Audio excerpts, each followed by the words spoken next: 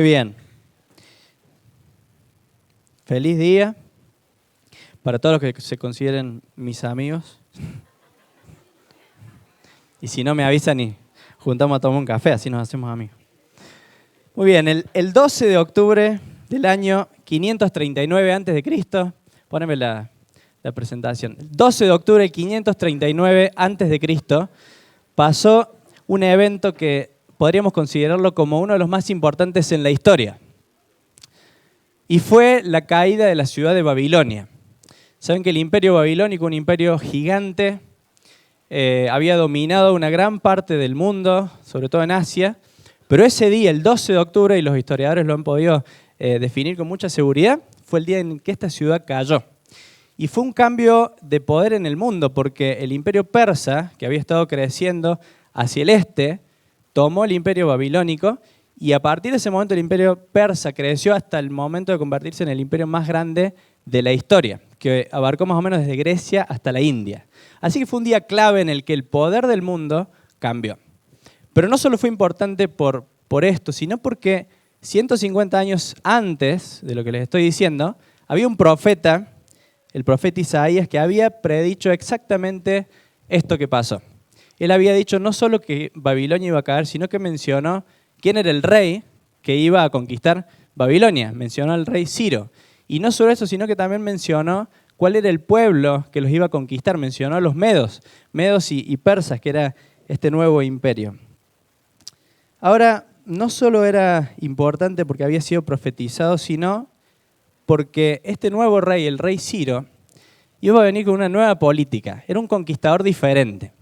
Él llegaba a un pueblo, lo conquistaba y en vez de tomar cautivo a la gente, él era bondadoso con los pueblos que conquistaba y les daba libertad. Libertad, entre comillas, obviamente iba a sacar su tributo, pero él les iba a permitir seguir adorando a sus dioses, seguir con sus costumbres en vez de colonizarlos. Y eso permitió que el pueblo de Dios que estaba cautivo en Babilonia pudiera volver a su ciudad y pudieran reconstruir la ciudad, reconstruir el templo. Y de hecho financió, lo vamos a ver quizás más adelante, pero financió parte del costo de que la gente volviera y que reconstruyera la ciudad. Así que fue un día muy importante en la historia, pero saben que algunas horas antes, el 11 de octubre del 539, estaba pasando una gran fiesta en este lugar, en el palacio del rey. Y eso es lo que nos cuenta Daniel capítulo 5, una fiesta que estaba sucediendo justo la noche antes de que esta gran ciudad, la mayor del mundo, donde se concentraba el poder político y económico, cayera. Y vamos a ir a Daniel capítulo 5. De paso, si alguien me comparte un vaso de agua, me va a hacer falta. Y vamos a hacer de la siguiente forma. Vamos a leer algunos versículos a lo largo del capítulo para tener un pantallazo general de toda la historia. Y después vamos a volver atrás para poder profundizar y sacar enseñanzas de lo que el pasaje nos dice. Así que yo voy leyendo algunos y después algunos los comentamos. Dice capítulo 5, versículo 1. El rey Belsasar ofreció un gran banquete a 1000 miembros de la nobleza y bebió vino con ellos hasta emborracharse. Mientras brindaban, Belsasar mandó que le trajeran las copas de oro y de plata que Nabucodonosor, su padre, había tomado del templo de Jerusalén. Y así se hizo. Le llevaron las copas y en ellas bebieron el rey y sus nobles junto con sus esposas y concubinas. Ya borrachos se deshacían en alabanzas a los dioses de oro, plata, bronce, hierro, madera y piedra.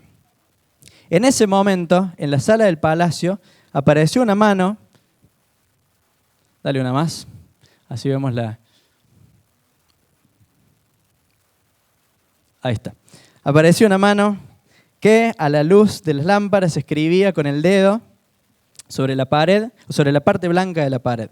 Mientras el rey observaba la mano que escribía, el rostro le palideció del susto. Las rodillas comenzaron a temblarle y apenas podía sostenerse. Mandó entonces que vinieran los hechiceros, astrólogos y adivinos, y a estos sabios babilonios les dijo: al que lea lo que allí está escrito y que me diga lo que significa, lo vestiré de púrpura, le pondré una cadena de oro en el cuello y lo nombraré tercer gobernante en el reino. ¿Se imaginan un poco la escena? Una gran fiesta, 1000 personas invitadas. Estos banquetes eran normales en ese tiempo. Y de golpe se frena la fiesta porque el rey y la gente que estaba ahí, no por borrachos, sino realmente vieron todos una mano que aparece sobre la pared y empieza a escribir en un lugar visible. Dice que estaba en la parte iluminada, frente a la lámpara. Y escribe estas 4 palabras. Acá están puestas o usando nuestras letras, pero lo escribió en el idioma arameo, usando algunos caracteres de ellos, pero nadie podía entender lo que significaban. Eran 4 palabras individuales, pero nadie entendía el sentido de lo que estaba escrito.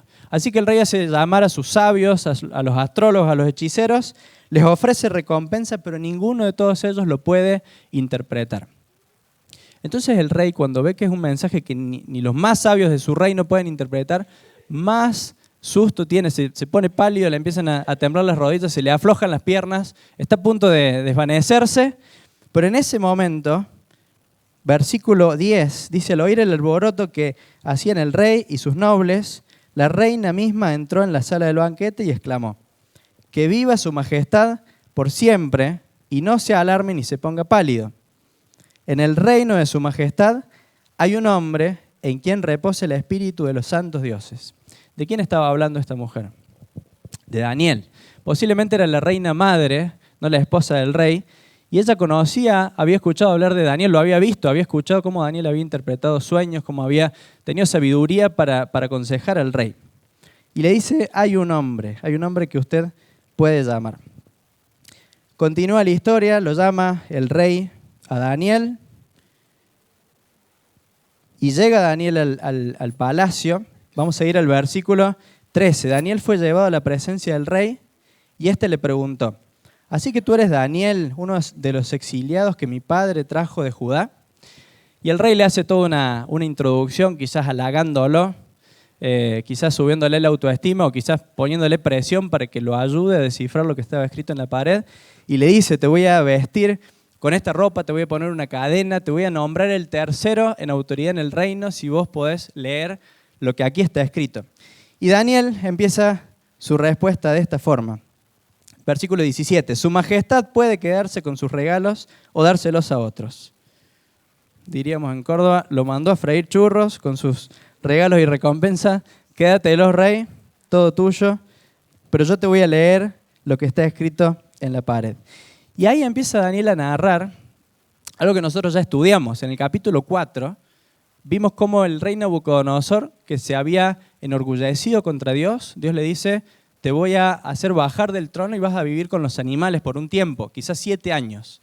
Y el rey Nabucodonosor vive como un animal, come pasto con los animales, se moja bajo la lluvia por 7 años, hasta que él levanta la vista al cielo y reconoce a Dios, y Dios lo restaura en el trono. Eso le recuerda Daniel.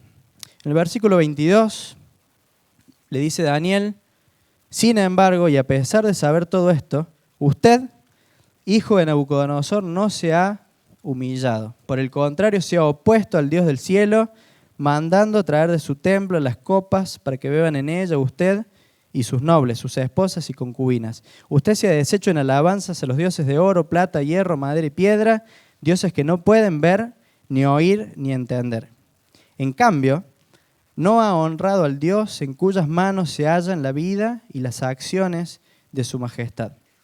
Versículo 24. Por eso, Dios ha enviado esa mano a escribir lo que allí aparece: Mene, Mene, Tekel, Parsin. Pues bien, esto es lo que significan esas palabras. Mene, Dios ha contado los días de su majestad y les ha puesto un límite.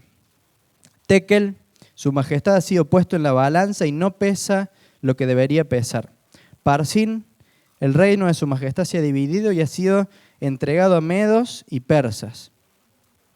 Versículo 29. Entonces Belsasar ordenó que se vistiera Daniel de púrpura, que se le pusiera una cadena de oro en el cuello y que se le nombrara tercer gobernante del reino. Esa misma noche fue asesinado Belsasar, rey de los babilonios, y Darío el persa se apoderó del reino. Esta es una historia de las espectaculares que tenemos en la palabra de Dios. Y sabes que hay un personaje principal en esta historia, como en toda la Biblia, y ese ese actor principal, ese personaje principal es Dios. Dale una más porque por alguna razón no me está tomando. Dios se muestra en esta historia como un Dios soberano. Hay muchos detalles en la historia que nos van mostrando cómo Dios interviene en la historia y que Él está por encima de los reyes, por encima de los imperios. Mira, Dios interrumpe la fiesta simplemente apareciendo esa mano sobre la pared. O sea, en esa fiesta de 1000 personas con toda la pompa y toda la gloria, Dios hace así, muestra algo en la pared e interfiere la fiesta que estaban teniendo. Y hay un versículo en Daniel 2, 21, que dice, Él cambia los tiempos y las épocas. Él pone y depone reyes. ¿Sabes que nadie se escapa del poder, de la autoridad y de la soberanía de Dios? Dios está por encima de todos. De hecho, Él es el que levanta imperios y el que baja imperios, el que levanta reyes y baja reyes. Ese es el Dios nuestro, el Dios que es soberano. Pero además es un Dios que juzga las acciones y que juzga el corazón de las personas. Nadie más puede hacer esto, solo Dios. Y Dios en esta historia le muestra al rey que su corazón se había enorgullecido, se había llenado de soberbia. Dios lo mira no solo por sus acciones, sino por su corazón y lo juzga. Y dice otro pasaje, Jeremías 17:10, yo el Señor sondeo el corazón y examino los pensamientos para darle a cada uno según sus acciones y según el fruto de sus obras. Solo Dios puede examinar el corazón, sondear los pensamientos y Él puede juzgar. Solo Él, porque Él es soberano. Pero ¿sabes que además Dios conoce el futuro? Solo Él puede predecir realmente el futuro. Y no solo eso, sino que Él define el futuro. O sea, no solamente Dios le estaba anticipando, lo había hecho por medio del profeta Isaías, lo que estaba por pasar, sino que Dios mismo había definido que ese imperio babilónico termine y que empiece un nuevo imperio, porque eso era parte de su propósito. Dios iba guiando la historia de la humanidad y en ese caso puntualmente estaba tratando con su pueblo y Él ya tenía previsto que su pueblo, después de 70 años de cautiverio, pudiera volver a Jerusalén. Porque Dios guía el curso de la historia. Miren este pasaje en Isaías 46, versículo 10. Dice, yo anuncio el fin desde el principio, desde los tiempos antiguos, lo que está por venir. Yo digo, dice Dios, mi propósito se cumplirá y haré todo lo que deseo. Algo que no podemos llegar a entender como hombres, como seres creados por Dios, es que Dios es soberano, cumple su propósito, o sea, no hay nada en su plan que no se vaya a cumplir, aún a pesar de mi pecado, aún a pesar del pecado del hombre. No lo podemos entender, pero lo creemos porque la Biblia lo expresa así. Es decir, nuestro pecado, el pecado del hombre, no interfiere con los propósitos divinos.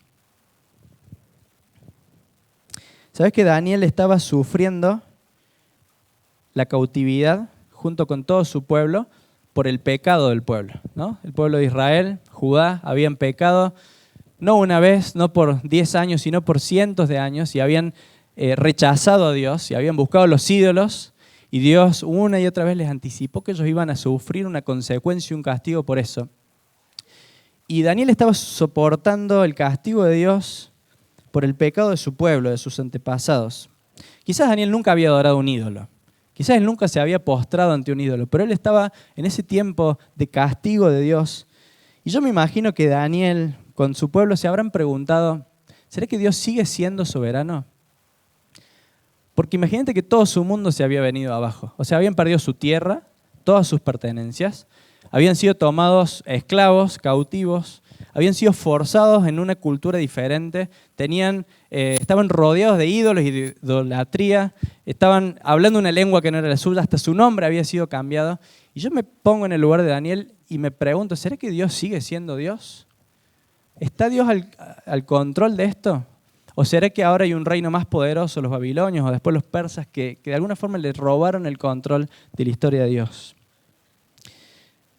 En nuestra vida hay situaciones que nos hacen pensar que Dios perdió el control.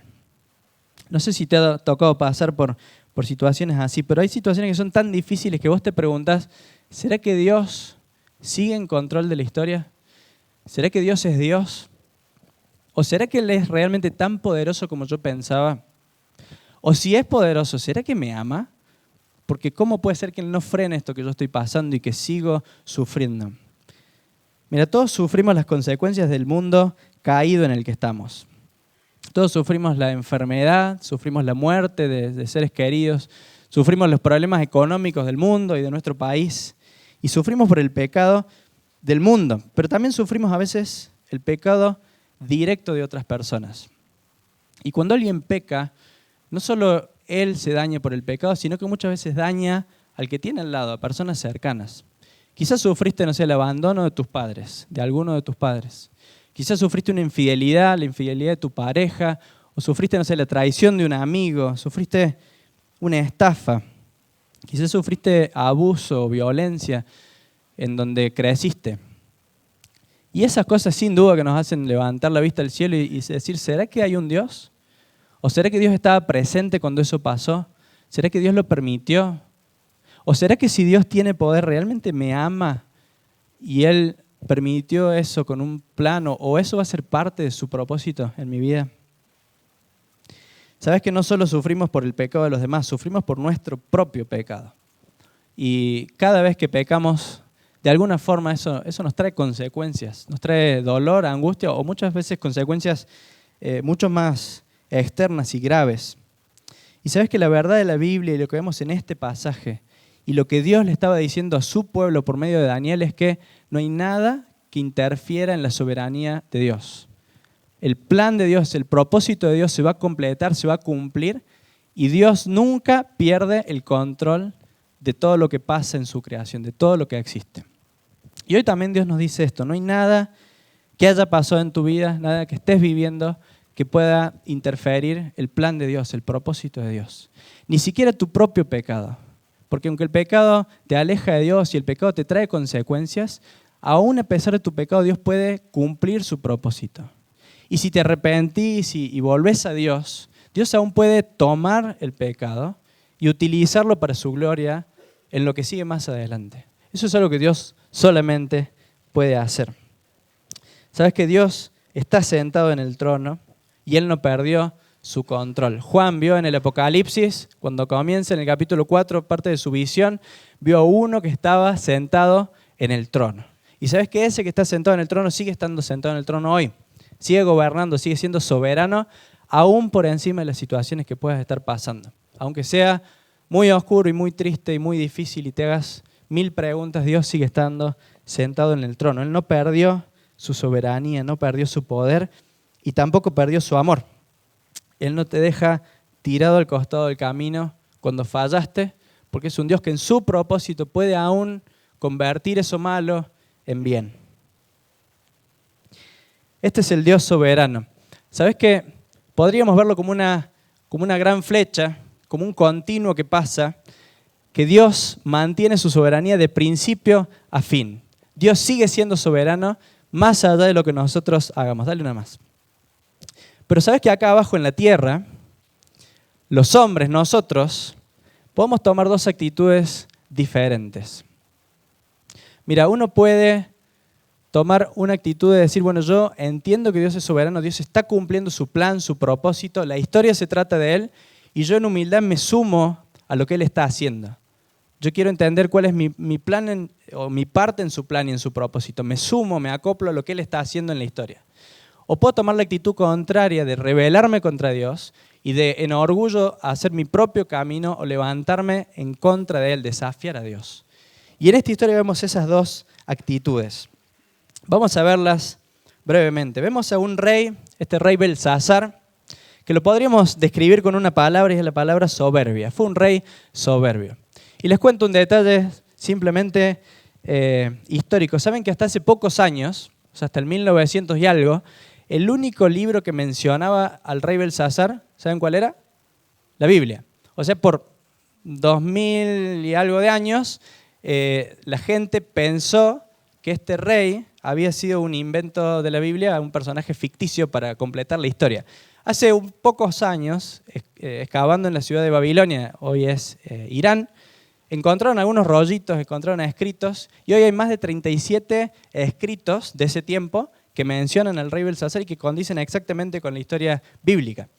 Eso es un detalle como muchos otros que nos llevan a pensar que que todo lo que tenemos en la palabra de Dios es verdad. A veces la ciencia todavía no llegó a encontrar lo que la Biblia dice, pero no por eso creemos que la Biblia mienta o que invente o que genere personajes ficticios, porque la Biblia dice la verdad. La ciencia simplemente la va confirmando. Este rey fue un rey conocido aún históricamente por ser un rey bastante malo, bastante cruel, bastante soberbio, orgulloso. Era posiblemente un descendiente de Nabucodonosor o simplemente alguien que apareció como rey más adelante, pero no, según la historia no era su hijo directo. Saben que la palabra que se usa acá como padre se puede usar para hablar de un antecesor o de un predecesor, pero no necesariamente de un hijo directo. Así que sabemos que es alguien que continuó en el trono de Babilonia más adelante, después de Nabucodonosor. El rey Belsasar tuvo la oportunidad de conocer lo que le había pasado a Nabucodonosor. No era una historia privada, porque de hecho Nabucodonosor en el capítulo 4 la escribe. ¿No? Él escribe una carta abierta a todos y les cuenta a todos su historia, lo que a él le había pasado. Y Daniel le dice esto. Daniel le dice en el versículo 22, sin embargo, y a pesar de saber todo esto, usted, hijo de Nabucodonosor, no se ha humillado. Belsasar sabía que había un Dios real. Belsasar sabía que Nabucodonosor, que había sido el rey más grande de la tierra en ese momento, había sido levantado y puesto por Dios. Belsasar sabía que Dios lo había bajado de su trono a Nabucodonosor, lo había mantenido viviendo como un animal por 7 años, y también sabía que Dios le había vuelto a dar el trono cuando él se humilló. Pero Belsasar no se humilló, sino que desafió al Dios del cielo. Algunas versiones dicen desafió o se opuso al Dios del cielo. Él se levantó en su orgullo, se creyó grande y se levantó y se opuso a Dios. Y ¿sabes qué? Hay una verdad bíblica también, y es que Dios se opone a los orgullosos. Dice 1 Pedro 5:5, Dios se opone a los orgullosos, pero da gracia a los humildes. Esa es una verdad que la encontramos más de una vez en la Biblia. Dios no puede aceptar el orgullo de las personas. Él lo frena, porque Él no lo puede ni ver el orgullo. De hecho, el orgullo fue el inicio del pecado, aún antes de los hombres. O sea, cuando estaba el diablo, quiso ser como Dios, y ese pecado inicial después generó el resto de los pecados que hoy vemos en nuestra tierra. Y Belsasar había tenido no solo un orgullo quizás como el de cualquier rey de su tiempo, él se levantó en contra de Dios. Cuando él fue a buscar los vasos del templo de Dios, eran vasos que estaban consagrados para el servicio a Dios. Él no lo hizo simplemente por una cuestión de decir, bueno, vamos a tomar vino en vasos más lindos, o vamos a decorar la fiesta. Belsasar sabía que esos vasos representaban a Dios. Al traerlos para su fiesta, que era una fiesta idólatra, él estaba de alguna forma burlándose de Dios. Porque él dice, mira, mis dioses lo que lograron, que este Dios, que es el Dios verdadero y poderoso, hoy sea cautivo de mi pueblo, de mi reino. Así que él estaba teniendo una actitud de rebeldía y de desafío y de burla contra Dios. No era simplemente, no creo en Dios, creo en mis dioses, era más que eso. Él se levantó y se quiso poner en el lugar de Dios o por encima de Dios. Cuando hablamos de orgullo a veces tenemos la tentación de mirar hacia afuera. Pero ¿sabes qué? El desafío es, siempre que escuchemos hablar de orgullo, no mirar hacia afuera, sino hacia adentro. Eso es lo que tenemos que hacer hoy también. El orgullo está en nosotros. Y quizás voy a decir, bueno, yo no soy tan orgulloso como Belsasar. Tengo mis orgullos por ahí, pero no tanto como esto. Esto fue un extremo. ¿Sabes que cualquier pecado, por más chiquito que sea, cualquier pecado es un desafío contra Dios? Cuando yo peco, yo le estoy diciendo a Dios, Dios, yo sé lo que quiero para mi vida, yo voy a hacer mi propio camino. No me importa tu ley, no me importa lo que vos pienses, yo voy a hacer mi propio camino.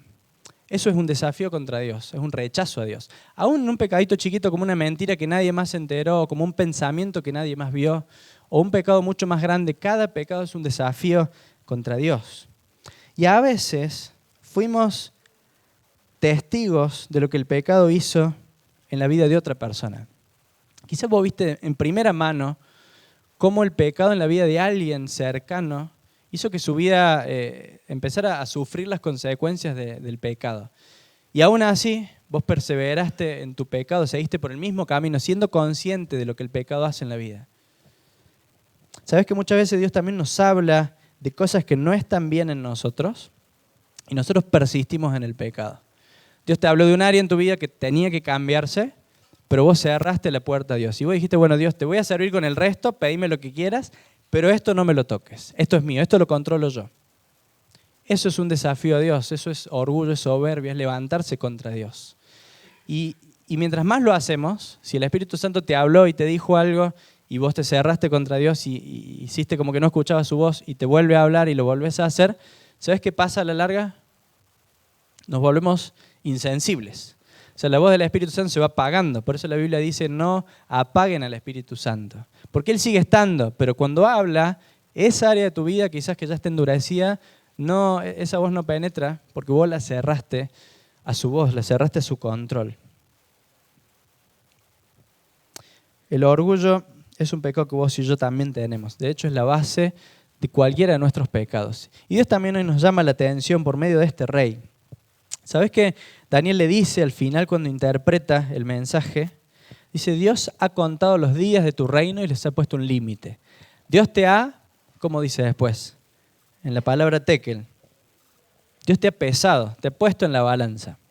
Es una imagen interesante esta, como si Dios pusiera, no sé, las obras o la vida, las acciones de este rey y lo pesó contra lo que Dios esperaba y dice fuiste hallado falto o no llegaste al peso, a la medida que Dios estaba esperando.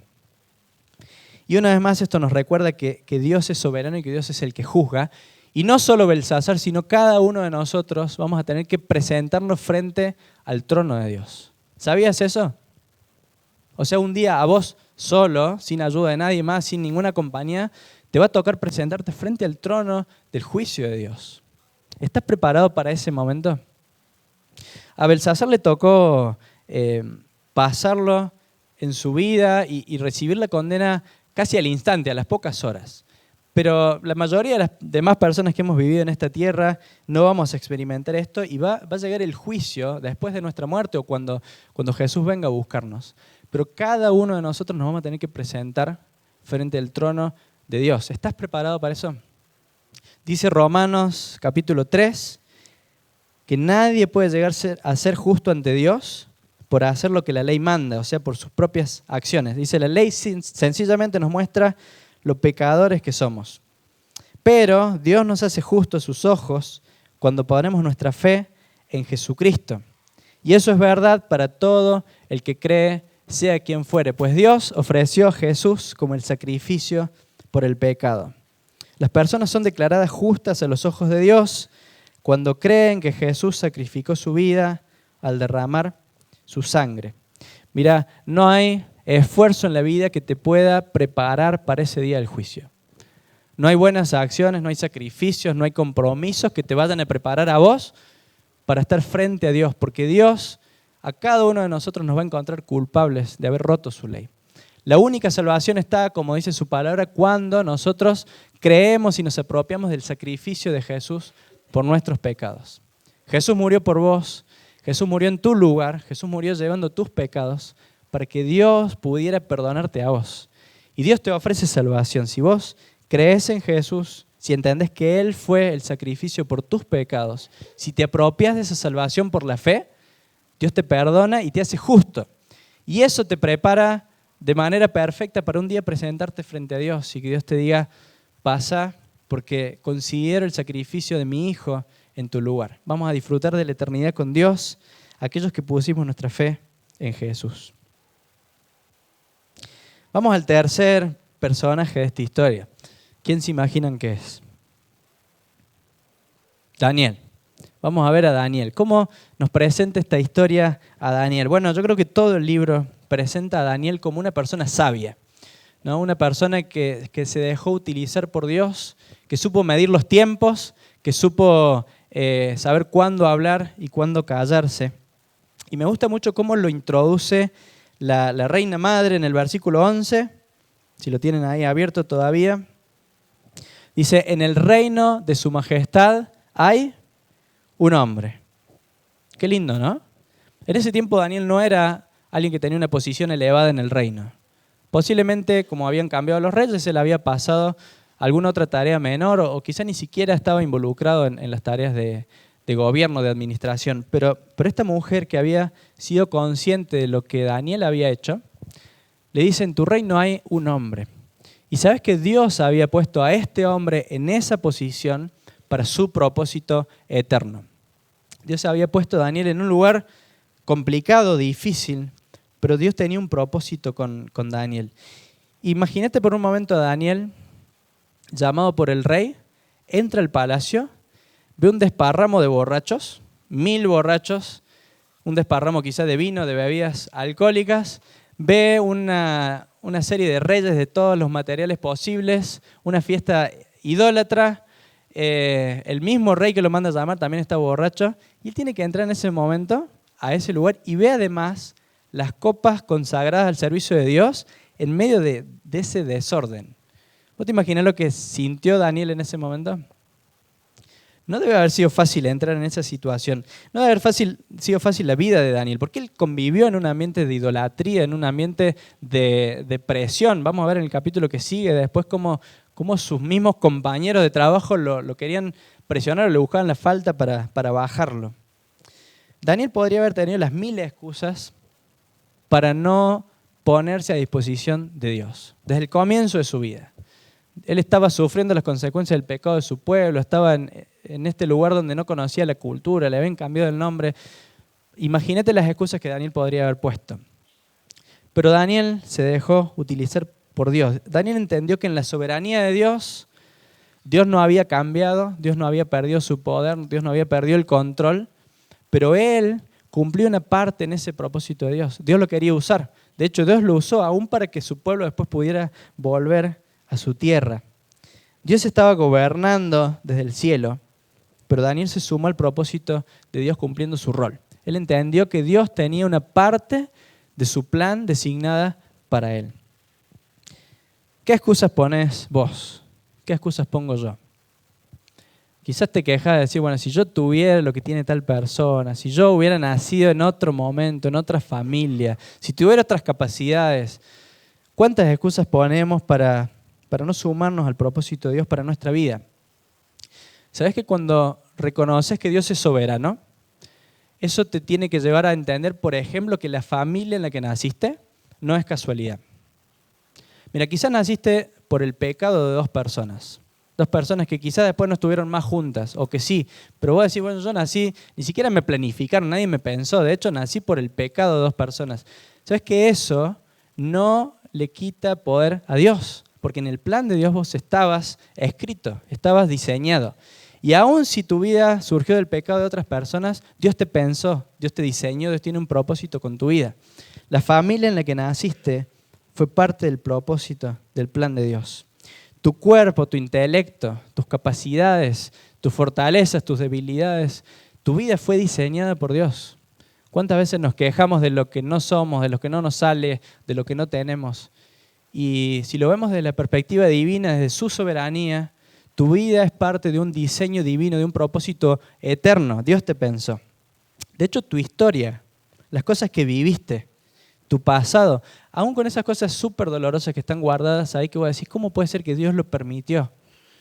Bueno, Dios nunca avala ni justifica el pecado, pero a pesar del pecado, a pesar del daño que puedas haber recibido, tu historia es parte del propósito divino y puede ser usada por Dios para cumplir sus planes en esta tierra. Dios te puso donde estás con un propósito. Qué bueno pensarlo así. Esta mujer dijo, hay un hombre en tu reino. Y qué bueno si pudiéramos decir, hay un hombre en tu familia, hay una mujer en tu familia. Hay un hombre en tu trabajo, hay un hombre en tu barrio, hay una mujer en tu barrio. Hay alguien que se dispone a ser usado por Dios para el propósito que Él tiene en tu entorno.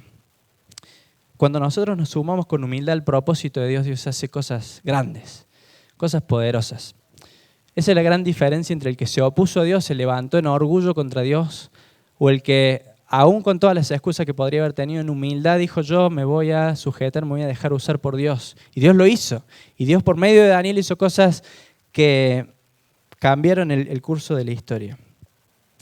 Dios te quiere usar también a vos. Dios tiene un lugar para vos, un plan para vos en su propósito eterno. Y para terminar, versículo 17,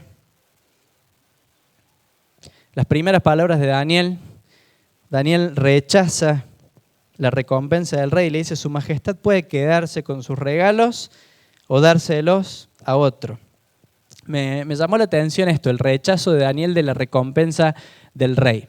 ¿Sabes que hay algo que en el mundo de las inversiones se llama uso de información privilegiada? ¿Lo han escuchado? Algunos, sí. ¿Qué significa?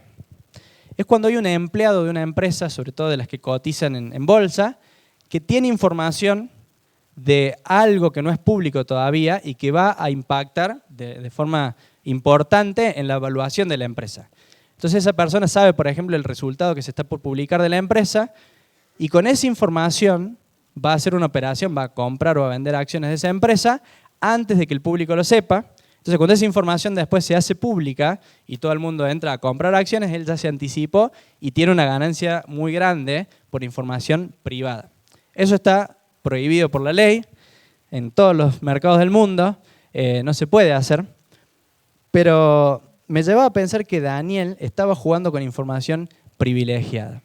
Daniel conocía en ese momento que cualquier recompensa que recibiera, en una cuestión de horas, iba a valer 0. Porque si él lo nombraran el tercero en el reino, ese reino se estaba por terminar, ya no duraba más. Empezaba un poder nuevo, un gobierno nuevo. Entonces, ¿de qué le servía a Daniel ser el tercero en el reino, tener el collar de oro, tener la vestimenta? Si en 4 o 5 horas más lo mataban al rey que lo había nombrado, él pasaba a ser de nuevo un don nadie desde cero. No le servía de nada. O sea, Daniel fue realmente sabio, no fue tonto, no se dejó... No le llamó la atención la recompensa a corto plazo que podía tener. Daniel estaba esperando un cambio de reino inminente. Ahora, ¿sabes que Daniel no solo conocía que el reino de Belsasar estaba por cambiar, estaba por caer? Mira, en el capítulo 7, si lo querés buscar ahí en tu Biblia, de paso te cuento que el domingo que viene vamos a estudiar el capítulo 7 en adelante. Va a venir un invitado especial. Por 2 domingos vamos a estudiar lo que se conoce como las 70 semanas de Daniel, que es la parte de revelación del libro. Y en el capítulo 7, que sucede durante el reino de Belsasar, dice el versículo 1, en el primer año del reino de Belsasar en Babilonia, David tuvo un sueño y visiones. O sea que esto sucede previo a este acontecimiento de la fiesta. Y en el versículo 18 dice: pero los santos del Altísimo recibirán el reino y será suyo para siempre jamás. El versículo 27 dice: su reino, el reino de Dios, será un reino eterno, y lo adorarán y obedecerán todos los gobernantes de la tierra. Así que Daniel no estaba ansioso por recibir la recompensa del rey, no solo porque en unas horas cambiaba el poder en el mundo, sino porque Daniel conocía mucho más y él sabía que había un reino superior, no solo al reino de Babilonia, no solo al imperio persa, superior a todos los imperios de la historia, que era el reino de Dios. Y él sabía que él iba a ser parte de ese reino, que él iba a gobernar y que ese reino no iba a tener fin. Así que Daniel jugaba con información privilegiada. Vos sabés que nosotros también estamos ante un cambio inminente de reino. ¿Sabías? No sabemos si es cuestión de horas, de días, o semanas, o algunos años más, pero vos y yo vamos a ver un cambio de reino. O sea, los reinos de esta tierra, lo que hoy vemos como poderosos, como grandes, van a desaparecer, y más adelante Dios va a establecer su reino, y Él va a reinar para siempre. De hecho, este mundo va a desaparecer, y Dios va a traer un cielo nuevo y una tierra nueva. Y qué diferente que es cuando podemos conocer el futuro y movernos en el presente por lo que conocemos del futuro. Mira, cualquiera de nosotros en la posición de Daniel hubiéramos visto esa corona de oro, hubiéramos pensado en lo que valía, hubiéramos pensado en qué lindo volver a tener un puesto en el gobierno, ser el tercero. Y quizás por un momento esa tentación te puede llamar a decir: bueno, me gusta, quizás esto viene de Dios, esto es lo que yo quería. Y sabes que te puede llegar a nublar la vista y hacer pensar que eso es todo. Pero cuando vos conocés lo que pasa mañana y lo que va a pasar un poco más adelante, algunos años más adelante, esas recompensas temporales no tienen ningún valor. Dice Apocalipsis 22, versículo 12, miren que vengo pronto, traigo conmigo mi recompensa y le pagaré a cada uno según lo que haya hecho. ¿Sabes que hay una recompensa que es infinitamente más valiosa que las recompensas de este mundo? Cada recompensa que recibas en esta tierra tiene una fecha de vencimiento, tiene una terminación. Jesús dijo, los tesoros en esta tierra se van a oxidar, se van a podrir, no valen. Pero hay una recompensa eterna que es la recompensa que realmente vale. Y es la recompensa que nosotros estamos esperando. Y Dios se presenta a sí mismo como un Dios de recompensas. Dice Hebreos capítulo 11, versículo 6, que sin fe es imposible agradar a Dios, ya que cualquiera que se acerca a Dios tiene que creer, ¿qué cosa? Que Él existe. ¿Y qué más?